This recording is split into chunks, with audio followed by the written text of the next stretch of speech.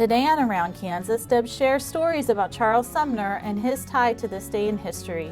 Then the Kansas Department of Wildlife, Parks and Tourism shares a nice video on how playas work for Kansas. On the front porch, Kyle Bauer visits with Dan Hayes about the history of the Sherman Ranch. Ron Wilson is back with another poem, and we end with Michelle Martin sharing another powerful Kansas woman in history, Sarah Tappan Doolittle Lawrence Robinson. Closed captioning brought to you by Ag Promo Source. Together we grow. Learn more at agpromosource.com. Welcome to the Western Kansas Wildlife Travel Center, right here in my hometown of Oakley, Kansas. We're the front door of Western Kansas, located on three main highways, I-70, US 83, and US 40. And all those roads lead to history, beautiful scenery, and adventure, no matter which direction you go. We now have an IHOP. That brand that you've trusted up and down the road in all your travels is staffed with local folks, real people, just like you and me, and we're waiting on you to join us. So for fun, adventure, fuel up, fuel your body, and let's have some fun.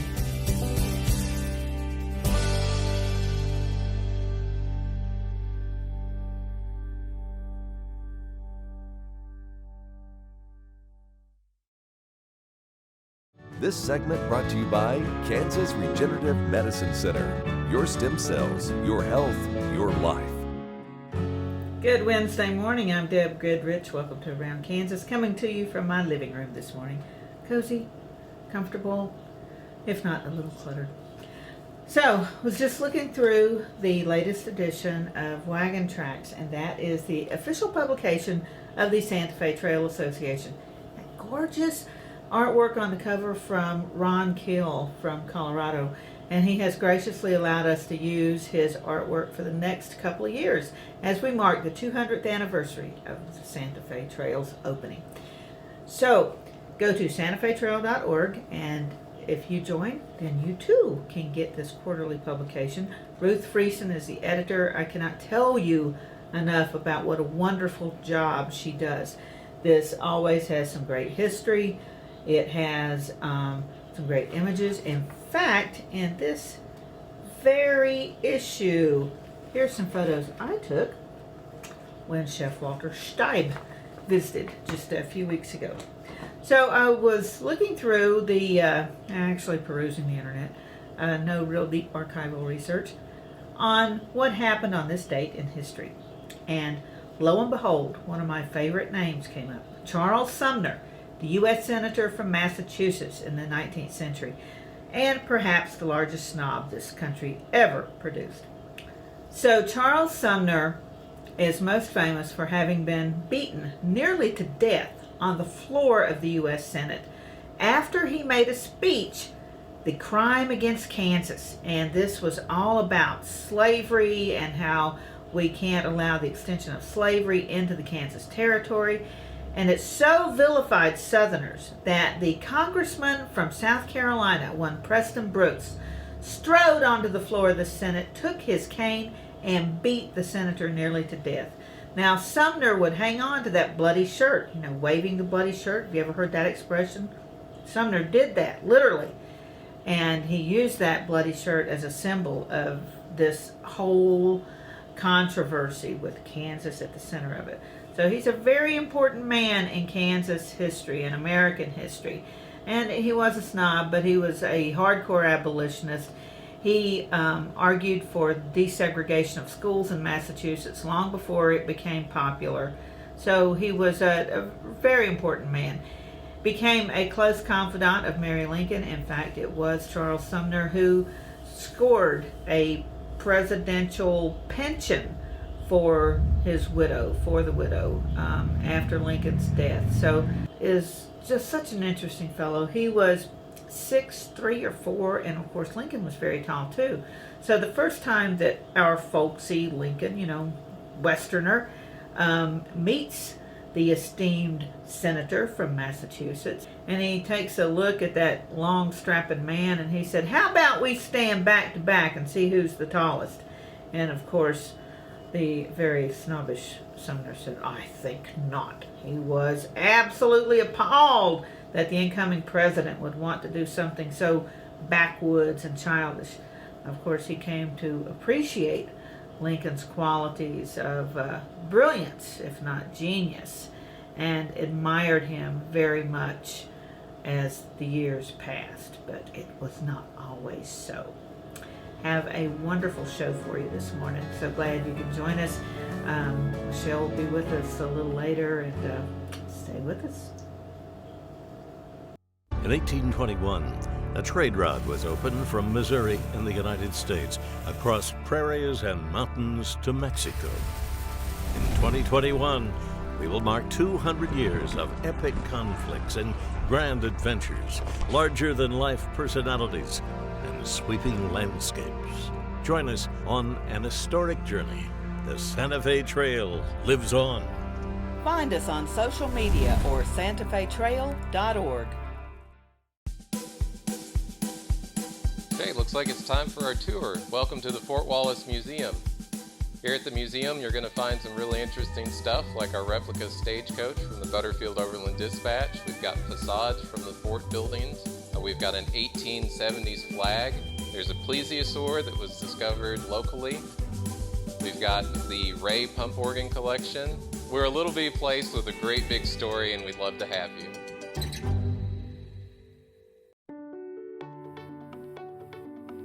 My name's Karen Cope, and I have multiple sclerosis.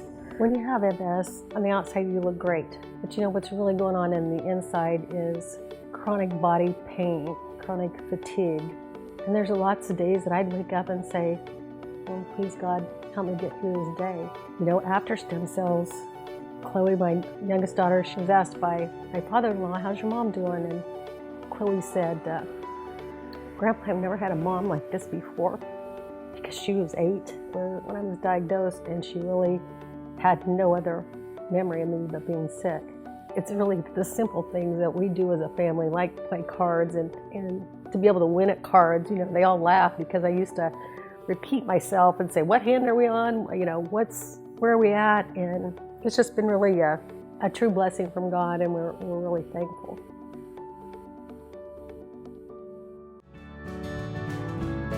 This segment brought to you by the Western Kansas Wildlife Travel Center in Oakley. What is a playa, you might ask? Well, you might not ask, so I'm just going to go ahead and tell you. A playa is a fancy name for a mud hole or depression, like a buffalo wallow in the land, that naturally collects water when it rains. And these are very important to the wildlife populations. So this next film comes from the Kansas Department of Wildlife, Parks, and Tourism, and it's all about the significance of the playa, how you can create one, and maybe why you should. And it's, I think, pretty darn interesting.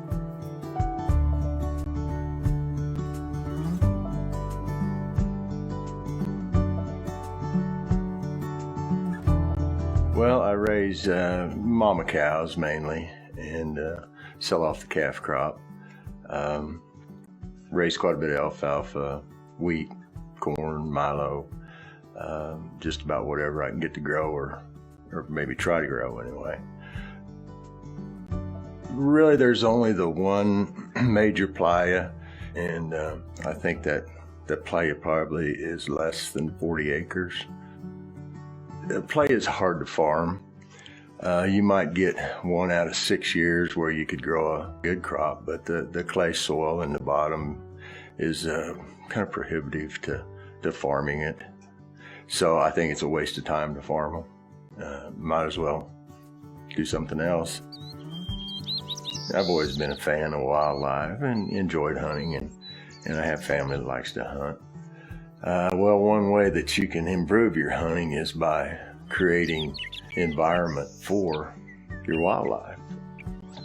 You know, the playa, it attracts wildlife. If your playa is surrounded by grain fields, you've got a food source. Even in the drought years when there's hardly any water, if it rains and you get an inch rain, which is not uncommon, or 2-inch rain, you're going to have water in that playa. And that's going to keep wildlife attracted, and they keep coming back because they want to check it out. And you see all sorts of wildlife, from upland wildlife to the deer and antelope. We get cranes, we get ducks, we get geese coming in there. Everything frequents that place. And I think sometimes even if if there's no water, they use it for a source to habitate, out of the weather, out of the wind. It's going to be in a wetland reserve easement, and it'll be a perpetual.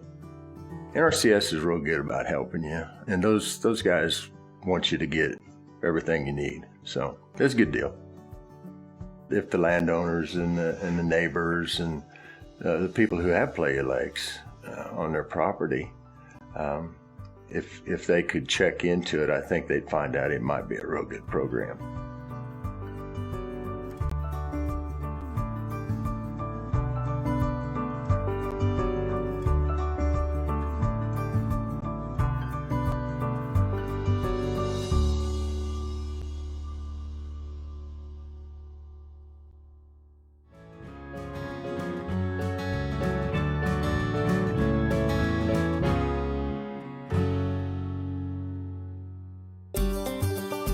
Welcome to the Western Kansas Wildlife Travel Center, right here in my hometown of Oakley, Kansas.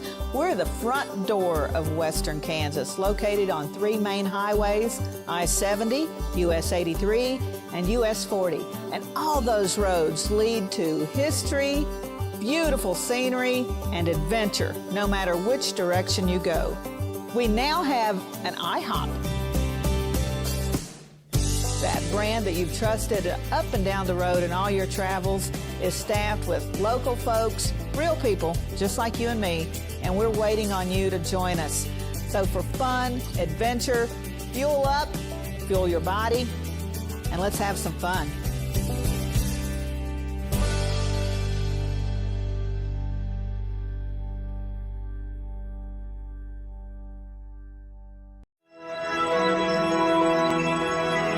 Highways 40, 83, and I-70 come together right here in Oakley.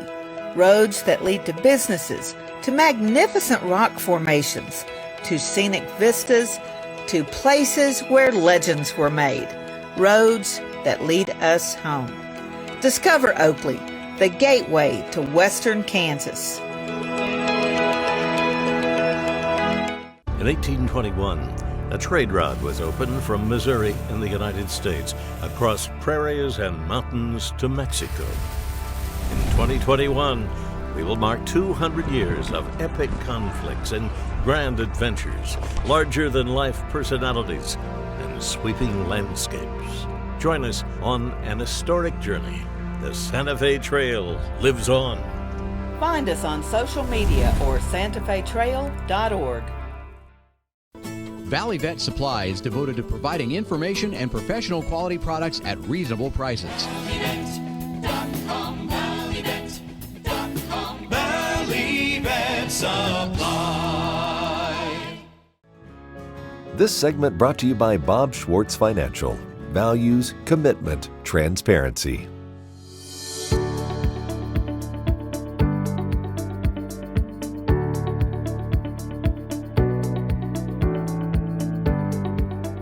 We're visiting with Dan Hayes today. He works for the Corps of Engineers at Canopolis and has for many years, and has come to be an expert on the Sherman Ranch, which was in that area. It was developed by Merit Master Sherman, nearly killed in a ranching operation in Mexico.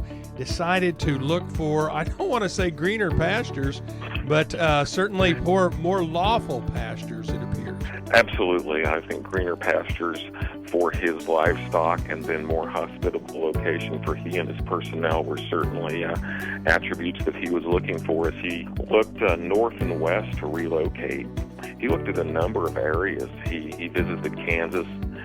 He visited Colorado. There are reports of him working up through the Dakotas and also visiting California for places where he might reestablish and continue with his vision.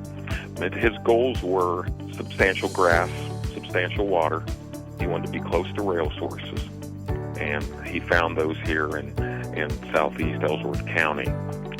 He was quite taken with the midgrass prairies, with the prevalence of water both from springs and with the Smoky Hill River to the north, and then he had railroad systems on both the southern and northern boundaries of where he chose to establish undue travel. You know, that area had been settled for about 20 years at that point. Somebody else had obviously put together some big chunks of land in the area, or he had an awfully big pocketbook, one or the other. Well, I think both. It appeared to be both. He maintained his financial backers that supported him with the Sonora Ranch in Old Mexico. They remained on with him and committed to helping him see through his vision.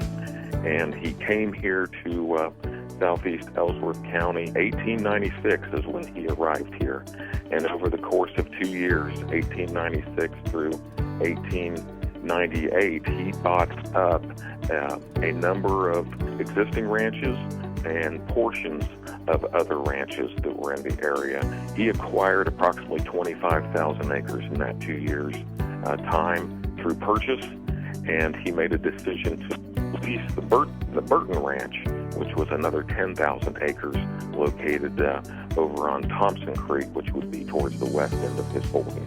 At its peak, the ranch was contiguous with the exception of approximately 1,000 acres, perhaps just slightly less than that, was an off-lying tract to the southeast near the present town of Langley. Was a gentleman who wanted to have his finger on the pulse of the operations of his ranch, and he wanted to make sure that he had an understanding that the ranch was being managed in the way that he desired. So what he did, he reviewed his holdings on a map and meticulously broke his holdings into 10 subdivisions, which he referred to as divisions. And within each of those divisions, he made it a operating farm in and with the ranch itself. Each of the 10 divisions had a number of facilities. They had boarding house, bunkhouse, mule and horse barns, granaries, corrals, windmills and spring tanks, machinery sheds, large gardens, chicken houses, just everything you might think that you would find on an operating farm or ranch in that era and perhaps even now. I'm Bob Swartz, and I've devoted the last 43 years to helping Kansans reach their retirement goals and to protect the family farm. At Bob Swartz Financial, we believe everyone should be able to live the retirement they've always dreamed of. Our team of professionals can help you create an efficient strategy using a variety of investment vehicles to help you address your financial needs and your concerns. Bob Swartz Financial values commitment and transparency. Sure Crop Fertilizers was started by my father, Don Sherman, and my mother, Shirley Sherman. Family business that started in the 80s. We predominantly focus on plant nutrients and what we can do to give growers better responses with the fertilizer dollars that they do, and what we can do to make those things work better for that grower. We're based out of Seneca, Kansas. We work with growers in their soil analysis to figure out what they need, and then we can put those in a blend that gives them the best results, and so that we can deliver that direct to their farm so that they have those nutrients where they need them, when they need them, and so that they can apply them in a manner that's very efficient to them and works well on their planting systems and what they're doing. Sure Crop Fertilizers has been around for a long time. We always say we're big enough to take care of everything you need, but we're small enough to do it quickly. You can get a hold of us at 1-800-635-4743. Our website is surecropfertilizers.com, and you can always email me at Corey@surecropfertilizers.com, and with any questions you have, and we're glad to answer and work with you. This segment brought to you by Santa Fe Trail Meats in Overbrook. Let us help feed your family. This is a branding iron. And in the days of old, the brand was the only way, along with ear notches, for a rancher to identify his cattle. These days we use ear tags, but 150 years ago, being able to know a brand was a really important skill for a cowboy, and more than that, it became a symbol of the ranch and their life. This poem is entitled Branding. Just like a brand name on a product at the store, a rancher's brand is a design and much more. It's burned into the hide of a cow or a steer to identify the cow's owner out on the frontier. It might use the initials from the owner's name or a ranch characteristic which might serve the same. The brand served as a symbol of the ranch with pride, whether a flying letter, walking letter, or lazy letter on its side. A cowboy learned quickly to read a brand so he'd identify cattle all over the land. He'd read left to right, top down, or inside in to determine the herd that the cow belonged in. Most of all, the brand proved the cattle ownership, so no one could steal them or take them on a trip. When it came to their ranch, the cowboys loyally took a stand. That's why we always say, we ride for the brand. Happy trails.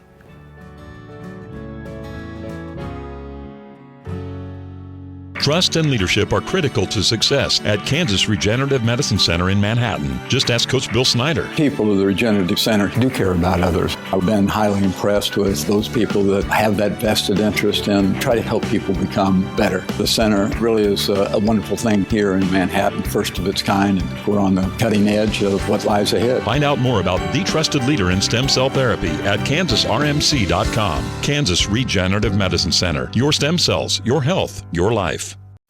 Valley Vet Supply is devoted to providing information and professional quality products at reasonable prices. Valley Vet Supply.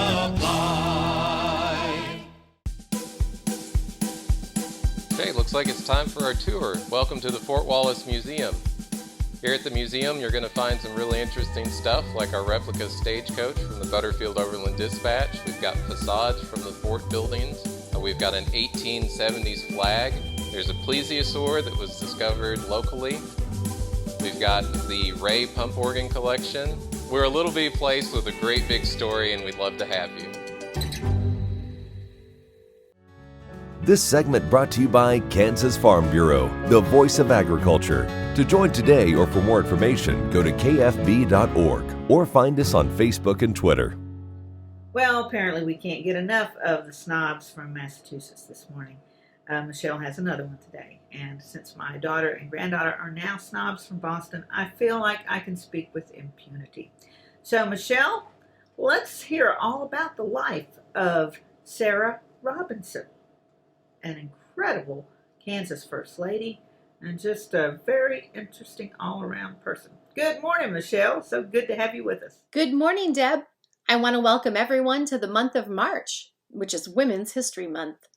Today, I want to introduce you to the life of a woman who proves the pen is mightier than the sword, and in territorial Kansas, perhaps even the ballot box. Let's learn about Sarah Tappan Doolittle Lawrence Robinson. I am terribly fond of Kansas. However, not all of her residents have appreciated the wide open spaces and beauty of the prairie. Sarah Tappan Doolittle Lawrence Robinson, one of the most influential women of the Kansas territorial era, did not always enjoy life in the Sunflower State. Born in Belchertown, Massachusetts on July 12, 1827, Sarah was the daughter of a prominent attorney. By the age of 12, Sarah obtained an extensive education at the New Salem Academy. She was fluent in Latin and read Greek and German. In 1849, Sarah met Dr. Charles Robinson. He was preparing to leave for the goldfields of California after his service in the Mexican-American War. Upon his return to Massachusetts in 1851, the couple married. As Charles worked as a physician and newspaper editor, Sarah continued to read and became interested in the developing debate over slavery in America.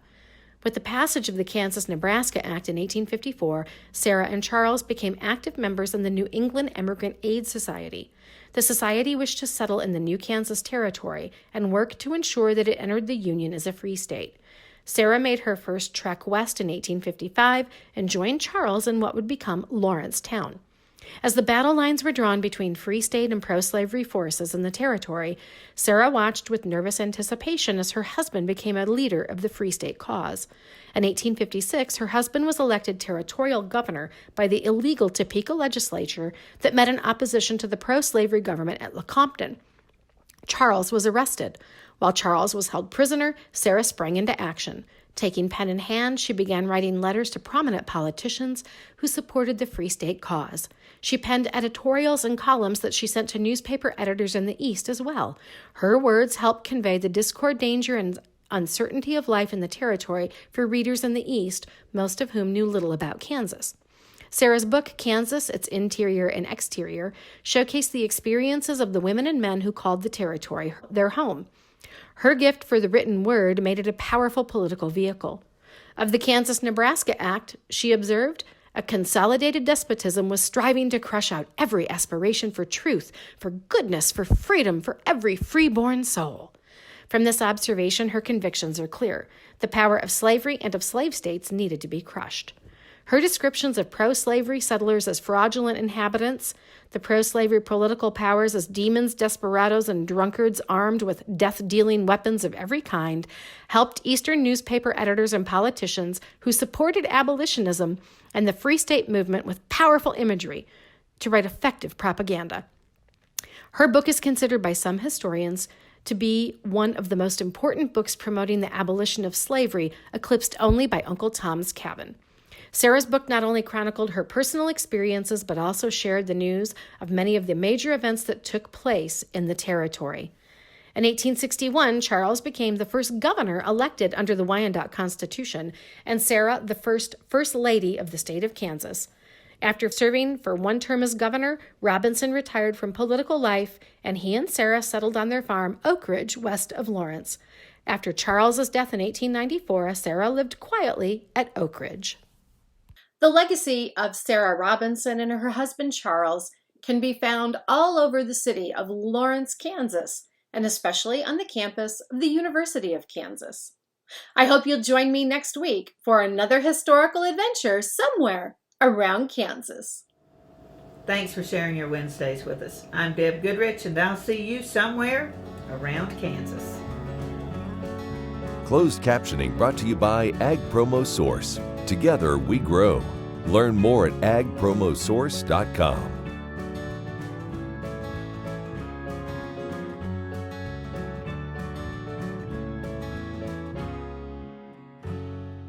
I'm Bob Swartz, and I've devoted the last 43 years to helping Kansans reach their retirement goals and to protect the family farm. At Bob Swartz Financial, we believe everyone should be able to live the retirement they've always dreamed of. Our team of professionals can help you create an efficient strategy using a variety of investment vehicles to help you address your financial needs and your concerns. Bob Swartz Financial values commitment and transparency.